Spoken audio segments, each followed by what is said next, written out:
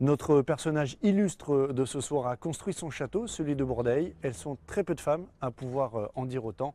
Portrait de Jacquette de Montbron, cette femme savante, par Sébastien Bouvy.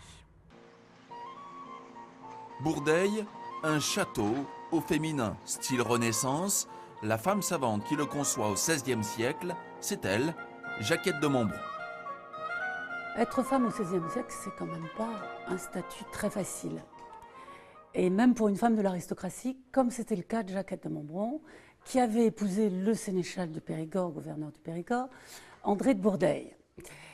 Et elle a prouvé, une fois veuve, qu'on pouvait acquérir quand même une certaine autonomie. Et elle a été une des rares femmes de cette époque à construire son propre château. Et c'est pour ça qu'elle reste très célèbre aujourd'hui. Femme très cultivée, qui dominait vraiment un petit peu toute la culture de son temps, ce qui là non plus n'était pas forcément courant à l'époque. Et donc elle a construit ce château Renaissance à côté du château féodal donc des ancêtres de son mari. Un château Renaissance très inspiré par les villas italiennes.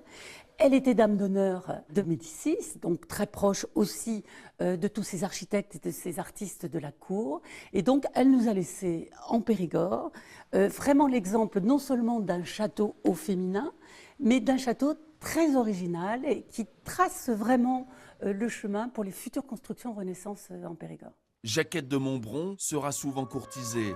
Veuve, ils sont nombreux à désirer l'épouser.